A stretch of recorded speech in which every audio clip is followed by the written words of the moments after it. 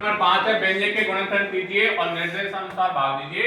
ये question very important है और सबसे ज्यादा नंबर ये दिला के जाएगा। इसमें क्वेश्चन नंबर पहला है कि y square plus 7y plus 10 पहले ब्रैकेट में भाग देना है इसमें y प्लस 5 का।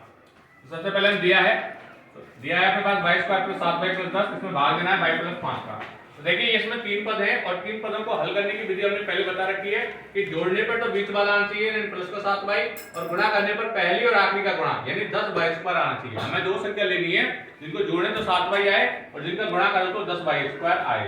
तो यहाँ देखिए 7y को हमें तोड़ लेंगे 5y और 2y, तो 5 दूना 10 और 5 और 2 7, तो y स्क्वायर पहला सेम रहेगा और अपना लास्ट वाला प्लस का 10 सेम रहेगा। 7y को हमने लिख लिया किसमें 5y प्लस 2y में। पदों की संख्या हो गई अब 1 2 3 4, चार पदों में हम दो के जोड़े बना लेंगे।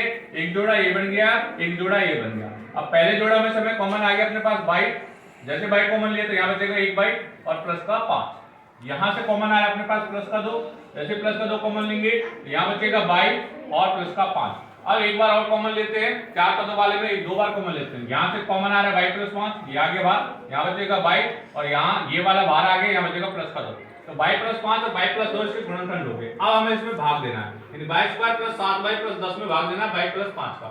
y square plus 7y plus 10 के गुणनखंड हो गए y प्लस 5 y प्लस 2 जो कि हमने पहले कर रखे, इसमें भाग देना है y प्लस 5 का। तो देखिए y प्लस 5 से y प्लस 5 कट जाएगा एक बार, क्या बचेगा y प्लस 2 जो कि इसका आंसर आ जाएगा। अगला देखते हैं, बिल्कुल ऐसा ही है question number second, m square minus 14m minus 32 में भाग देना है m प्लस 2 का। सबसे पहले दिया है m square minus 14m minus 32, इसमें भाग देना है m प्लस 2 का। सबसे पहले m square minus 14m minus 32 के हम जो है गुणनखंड कर लेंगे। गुणनखंड के लिए क्या है कि पहला वाला सेम रहेगा, लास्ट वाला सेम रहेगा, पहला पद सेम रहेगा, लास्ट वाला चिन्ह सहित सेम रहेगा। केवल इस बीच वाले के ऐसे तो खंड करने हैं कि जोड़ने पर तो माइनस के 14m आना चाहिए और गुणा करने पर फर्स्ट का लास्ट का गुणा यानी माइनस के 32m स्क्वायर आना चाहिए। हमें ऐसी दो संख्या देखनी है जिनका गुणा करो तो माइनस का 32 आए और जोड़ो तो माइनस का 14 आए।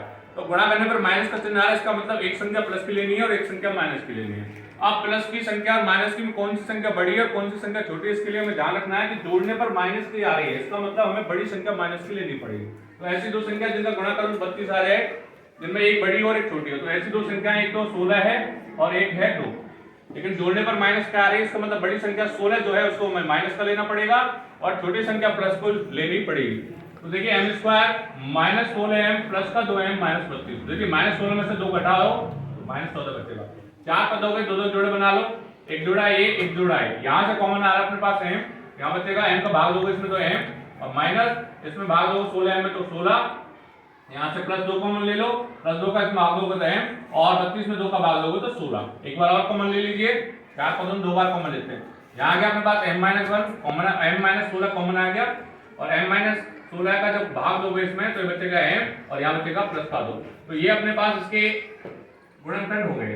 तो अब हम भाग दे लेंगे m square minus 14m minus 32, इसमें भाग देंगे m प्लस 2 का, तो m square minus 14m minus 32 इसके जो गुणनखंड है वो है अपने पास m-16 और m प्लस 2, इसमें भाग देंगे m प्लस 2 का, तो m प्लस 2 से m प्लस 2 एक बार चला जाएगा भाग और बच गया अपने पास m-16 जो इसका आंसर हो जाता है।